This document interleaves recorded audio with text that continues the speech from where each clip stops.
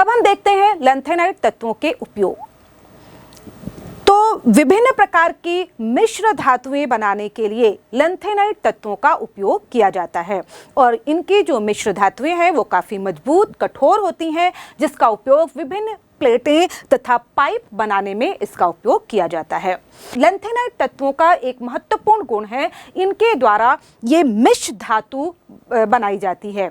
मिश्र धातु, जैसे हम इंग्लिश में लिखेंगे MISCH, मिश्र मेटल, और बनाने में इनका उपयोग होता है। मिश्र मेटल अलग अलग लैंथेनाइड तत्वों के बनते हैं, जिसमें कि कोई भी लैंथेनाइड जो धातु है वह लगभग 95% तक होती है तथा इसमें 5% के लगभग आयरन इसमें मिलाया जाता है और इसके अलावा कुछ अल्प मात्रा में कुछ अधातुएं तथा धातुएं जैसे कि कार्बन, सल्फर, कैल्शियम या एल्यूमिनियम की बहुत ही सूक्ष्म मात्रा मिलाई जाती है और इस सब को मिलाकर मिश्र मेटल तैयार होता है। और फिर इस मिश्र मेटल का उपयोग विभिन्न धातुओं के साथ मिश्रित करके फिर से मिश्र धातुएं बनाई जाती हैं, जैसे कि मैग्नीशियम के साथ मिश्रित करके मिश्र धातु तथा मैग्नीशियम, इसको मिश्रित करके एक फिर से नई प्रकार की मिश्र धातु बनाई जाती है, जिसका उपयोग यहाँ पर बंदूक की गोली या कवच तथा हल्के फ्लिंट बनाने में इनका उपयोग होता है। इसके अलावा हम देखें कि बहुत सारे जो लैंथेनाइड के ऑक्साइड होते हैं, इनके ऑक्साइडों का उपयोग पेट्रोलियम के, जब हम भंजक आचरण इसका करते हैं तो उस समय इनका उपयोग उत्प्रेरक के तौर पर किया जाता है। इसके अलावा इनके बहुत सारे ऑक्साइडों का उपयोग स्फुरदीप्ति उत्पन्न करने के लिए बहुत सारे इलेक्ट्रॉनिक जो उपकरण होते हैं, जैसे कि टेलीविज़न के पर्दे पर आप चमक जो देखते हैं, उसके लिए इनके ऑक्साइडों का उपयोग किया जाता है। तो इस तरह से हम देखते हैं कि लैंथेनाइड श्रेणी के सदस्य हमारे लिए काफ़ी महत्वपूर्ण हैं। इसके बाद हम देखेंगे एक्टिनाइड श्रेणी के सदस्यों के गुणों के विषय में। एफ ब्लॉक तत्वों में एक्टिनियम 89 के बाद आने वाले 14 तत्वों को हम एक साथ एक्टिनाइड्स कहते हैं और इन सदस्यों में एक्टिनाइड के बाद थोरियम से लेकर लॉरेंशियम, थोरियम 90 से लेकर लॉरेंशियम 103 तक के सदस्य इसमें शामिल होते हैं। सभी एक्टिनाइड्स, यदि हम लैंथेनाइड से इनकी तुलना करें तो हम देखते हैं कि एक्टिनाइड्स सभी रेडियो एक्टिव तत्व होते हैं और यहाँ पर हम देखें कि जो शुरू के प्रारंभिक जो एक्टिनाइड्स तत्व हैं उनकी अर्धायुकाल तो कुछ अधिक होता है अपेक्षाकृत, लेकिन बाद के जो सदस्य हैं, जो भारी सदस्य हैं, उनके जो अर्ध आयुकाल है वह लगभग 1 दिन से लेकर केवल 3 मिनट तक भी होता है। जैसे कि लॉरेंशियम 103, इसका जो अर्ध आयुकाल होता है वह सिर्फ 3 मिनट होता है, यानी कि यह सिर्फ 3 मिनट के लिए अब अस्तित्व में रहता है और चूंकि यह रेडियो एक्टिव तत्व है अतः इसमें से अल्फा, बीटा, गामा किरणें इसमें से निष्कासित होती रहती हैं और वह सिर्फ 3 मिनट में अस्तित्व में रहने के बाद वो दूसरे नाभिक में परिवर्तित हो जाता है। और यही इनकी जो मात्रा है, रेडियो एक्टिव तत्व, इनकी बहुत ही अल्प मात्रा बनाई जाती है, नैनोग्राम में इनकी मात्रा होती है जिसे बनाया जाता है और चूंकि और साथ ही साथ ये रेडियो एक्टिव भी होते हैं, इसलिए इनके अध्ययन में, इनके गुणों के अध्ययन में काफ़ी कठिनाई आती है। तो इसके बाद हम देखते हैं इनका इलेक्ट्रॉनिक विन्यास। तो यहाँ पर इलेक्ट्रॉनिक विन्यास में हम देखें कि पहला सदस्य यदि हम लें, जो लैंथेनाइड श्रेणी के पहले जो तत्व आता है वो है एक्टिनियम और एक्टिनियम का जो इलेक्ट्रॉनिक विन्यास होता है वह होता है 6d17s2। इसके बाद से थोरियम से हमारी एक्टिनाइड श्रेणी प्रारंभ होती है और थोरियम का इलेक्ट्रॉनिक विन्यास होता है 6d17s2। क्योंकि यहाँ पर भी हम देख रहे हैं कि जो इलेक्ट्रॉन हैं वह n-2f ऑर्बिटलों में भरे जाते हैं। सबसे बाह्यतम कोश, जिसको हम NO कोश कहेंगे, वह है यहाँ पर 7s है। उसके बाद वाली कोश यानी कि n-1 कोश है वह यहाँ पर है 6d तथा n-2 कोश है वह है यहाँ पर 5f। तो यहाँ पर जो जो F ब्लॉक तत्वों में जो इलेक्ट्रॉन भरे जाते हैं वो N-2 F सब कोश में भरे जाते हैं। इसके बाद हम देखें कि प्रोटेक्टिनियम का जो इलेक्ट्रॉनिक विन्यास होता है ये 5F2 6D1 7S2 होता है। इसके बाद आता है यूरेनियम का इलेक्ट्रॉनिक विन्यास भी हम देखेंगे, F में एक इलेक्ट्रॉन की वृद्धि हो जाएगी और यह हो जाता है 5F3 6D1 7S2। इसके बाद आता है नेपच्यूनियम में का इलेक्ट्रॉनिक विन्यास होता है यहाँ पर 5F4 6D1 7S2। तथा इसके बाद हम देखें जो प्लूटोनियम में यहाँ पर D में इलेक्ट्रॉन जाने बंद हो जाते हैं और ये जो इलेक्ट्रॉन होता है वह 5F6 यहाँ पर इलेक्ट्रॉन आ जाते हैं, यानी कि 5F में ये शिफ्ट हो जाते हैं और इसके बाद जो 7S में 2 इलेक्ट्रॉन यहाँ पर होते हैं। इसके बाद आता है एमेरेंशियम में हम देखें इसका जो विन्यास है वो होता है 5F7 7S2 जो कि एक स्थायी विन्यास होता है। इसके बाद अगला तत्व है यहाँ पर क्यूरियम में भी हम देखें कि जो इलेक्ट्रॉनिक विन्यास है वह 5F8 7S2 होना चाहिए, लेकिन अधिक स्थायी विन्यास यानी कि 5F7 प्राप्त करने के लिए इनमें जो अगला इलेक्ट्रॉन होता है वह 6D1 में चला जाता है और इसका इलेक्ट्रॉनिक विन्यास हो जाता है 5F7 6D1 7S2। इसके बाद हम देखें कि अगला तत्व आता है बर्केलियम में ये विन्यास होता है 5F9 7S2। फिर इसके बाद आता है कैलिफोर्नियम में का जो इलेक्ट्रॉनिक विन्यास है वह होता है 5F10 7S2। इसके बाद है आइंस्टाइनियम, ये जो तत्व का नाम है महान वैज्ञानिक आइंस्टाइन के नाम पर दिया गया है और आइंस्टाइनियम इनका जो इलेक्ट्रॉनिक विन्यास है वह है 5F11 7S2। इसके बाद आता है फर्मियम जो कि 100 परमाणु क्रमांक वाला तत्व है और इसका जो इलेक्ट्रॉनिक विन्यास होता है वह है 5F12 7S2। इसके बाद आता है जो 101 परमाणु क्रमांक 101 और यह है मेंडलीवियम जो कि आवर्त सारणी के जनक या पितामह जिन्हें हम कहते हैं वह है उनको मेंडलीव के नाम पर ये नाम दिया गया है उनको सम्मानित करने के लिए और ये इसका जो इलेक्ट्रॉनिक विन्यास है वो होता है 5F13 7S2।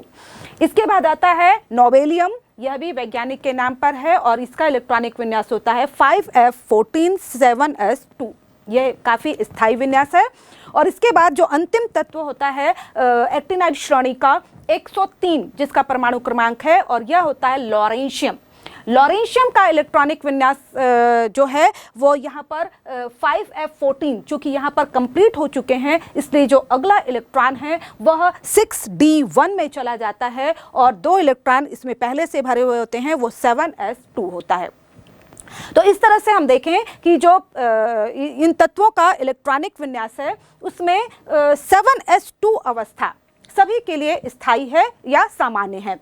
कहीं कहीं पर हम देखें कि 5F ऑर्बिटल तथा यहाँ पर 6D ऑर्बिटलों में इलेक्ट्रॉनिक विन्यास में अनियमितता देखने को मिलती है और उसके पीछे वही कारण है जो हमने लैंथेनाइड श्रेणी के सदस्यों में देखा था, वह है स्थायी विन्यास प्राप्त करना।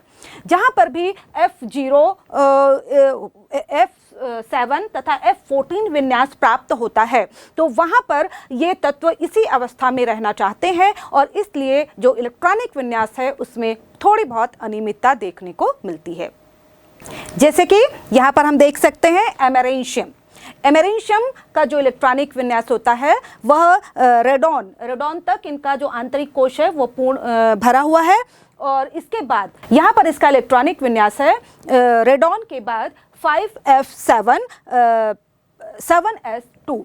तो यहाँ पर हम देखें यह स्थायी विन्यास है। इसी तरह से हम देखें कि क्यूरियम में भी जो एक इलेक्ट्रॉन है वह 5F8 होना चाहिए, वहाँ पर न जाकर यह 6D1 में चला जाता है। तो इसका इलेक्ट्रॉनिक विन्यास होता है रेडॉन के बाद 5S7 6D1 तथा 7S2 यह विन्यास पाया जाता है। इसके बाद हम देखते हैं एक्टिनाइड श्रेणी के सदस्यों का जो परमाणुविक आकार है उसमें किस प्रकार की प्रवृत्ति ट्रेंड्स देखने को मिलते हैं। तो यहाँ पर हम देखें कि एक्टिनाइडों की जो परमाणुविक त्रिज्या तथा इनकी M3+ अवस्था में आयनिक त्रिज्या, इसमें क्रमिक रूप से ह्रास या कमी हमें दिखाई देती है। और इसके पीछे भी जो कारण है वह होता है एक्टिनाइड आकुंचन या एक्टिनाइड कॉन्ट्रैक्शन। यहाँ पर हम देखते हैं कि साथ ही साथ चूंकि 5f ऑर्बिटल में इलेक्ट्रॉन प्रवेश करते हैं और यहाँ पर उपस्थित जो इलेक्ट्रॉन हैं 5f ऑर्बिटल के, तो उनका परिरक्षण प्रभाव काफ़ी कम होता है और इसकी वजह से लैंथेनाइट जो श्रेणी के सदस्य हैं उनकी तुलना में भी इनके परमाणुक आकार में हमें क्रमिक ह्रास दिखाई देता है। इसके बाद हम देखते हैं इनकी ऑक्सीकरण अवस्था।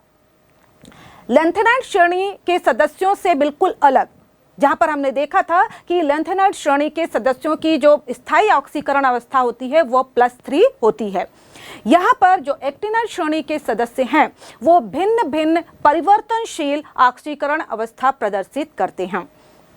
यहाँ पर हम देखें कि और इसके पीछे कारण है यहाँ पर 5f ऑर्बिटलों या 6d ऑर्बिटलों तथा 7s जो ऑर्बिटल हैं इनकी ऊर्जा में बहुत ज़्यादा अंतर नहीं होता है और इसीलिए ये इलेक्ट्रॉन एक ऑर्बिटल से दूसरे जो ऑर्बिटलों में शिफ्ट हो सकते हैं और इसलिए ये परिवर्तनशील ऑक्सीकरण अवस्था प्रदर्शित करते हैं। यदि हम देखें एक्टिनियम, तो एक्टिनियम केवल +3 ऑक्सीकरण अवस्था शो करता है। इसी तरह से थोरियम यह +4 ऑक्सीकरण अवस्था शो करता है। लेकिन इसके आगे यदि हम चलते हैं प्रोटैक्टिनियम, यूरेनियम, नेपच्यूनियम, प्लूटोनियम, यहाँ पर हम देखें तो ये +7 तक, यहाँ पर +3, +4, +5, +6 तथा +7 तक ऑक्सीकरण अवस्था प्रदर्शित करते हैं। इसके बाद यदि हम आगे बढ़ते हैं जैसे क्यूरियम और उसके बाद बर्केलियम से आगे लॉरेंशियम तक जब हम चलते हैं तो पुनः +3 ऑक्सीकरण अवस्था का स्थायित्व बढ़ जाता है और बाकी के जो बाद वाले सदस्य हैं वो ज़्यादातर +3 ऑक्सीकरण अवस्था ही प्रदर्शित करते हैं। इसके बाद हम देखते हैं एक्टिनाइट श्रेणी के सदस्यों के सामान्य अभिलक्षण। तो लैंथेनाइट श्रेणी के सदस्यों की भांति ही एक्टिनाइट श्रेणी के सदस्य हैं जो चांदी के समान चमकदार होते हैं, लेकिन चूंकि इनके आयनिक त्रिज्या में, परमाणुक त्रिज्या में भिन्नता पाई जाती है इसलिए इनकी संरचनाएं जो हैं वह भिन्न भिन्न प्रकार की होती हैं, क्योंकि इनकी जो धात्विक त्रिज्या है उसमें भिन्नता पाई जाती है और जो भिन्नता है वह लैंथेनाइट श्रेणी के सदस्यों की तुलना में अधिक होती है और इसीलिए ये भिन्न भिन्न प्रकार की संरचनाएं प्रदर्शित करते हैं। यदि हम इनकी सक्रियता की बात करें तो ये बहुत ही अधिक सक्रिय धातुएं हैं, क्योंकि हम जानते हैं ये रेडियो एक्टिव भी है और इसलिए अत्यधिक सक्रिय होती हैं और इनकी सक्रियता तब और अधिक बढ़ जाती है जब ये सूक्ष्म विभाजित अवस्था में होती हैं, क्योंकि हम जानते हैं कोई भी धातु या पदार्थ जब सूक्ष्म विभाजित बारीक पाउडर के रूप में जब होता है तो उसमें उसकी जो टोटल सरफेस एरिया है वह बढ़ जाता है और इसलिए अभिक्रिया की दर भी बढ़ जाती है। ये भिन्न भिन्न अवस्था में विभिन्न पदार्थों के साथ क्रिया करते हैं और यौगिक का निर्माण करते हैं। इनकी कुछ अभिक्रियाओं को हम देखते हैं। जैसे यहाँ पर हम देखें कि सभी एक्टिनाइड सदस्य प्रायः उबलते हुए जल के साथ क्रिया करते हैं और ये यहाँ पर ऑक्साइड तथा हाइड्राइड का निर्माण करते हैं। इसके बाद हम देखें कि ये अधातुओं के साथ भी क्रिया करते हैं। बहुत सी अधातुएं जैसे कि हाइड्रोजन है, कार्बन है, सल्फर है, इनके साथ क्रिया करके ये संबंधित यौगिक का निर्माण करते हैं और यह जो अभिक्रिया है ये सामान्य ताप पर भी हो जाती है। इसके अलावा हम देखें ये HCl, जो HCl के जो अम्ल है तनु अम्ल, उसके साथ भी ये क्रिया करते हैं तथा हाइड्रोजन गैस मुक्त करते हैं। लेकिन इसके विपरीत ये जो प्रबल अम्ल हैं जैसे कि नाइट्रिक एसिड, इसके साथ अभिक्रिया नहीं करते हैं या इनके साथ कम अभिक्रिया दर्शाते हैं। इसके पीछे कारण यह है कि जो नाइट्रिक ऑक्साइड है एक ऑक्सीकारक होता है और इसकी वजह से इन धातुओं की सतह पर ऑक्साइड की संरक्षी परत जम जाती है और इसकी वजह से ये अम्ल से प्रभावित नहीं होते हैं। इसके बाद हम देखें इनके चुंबकीय गुण।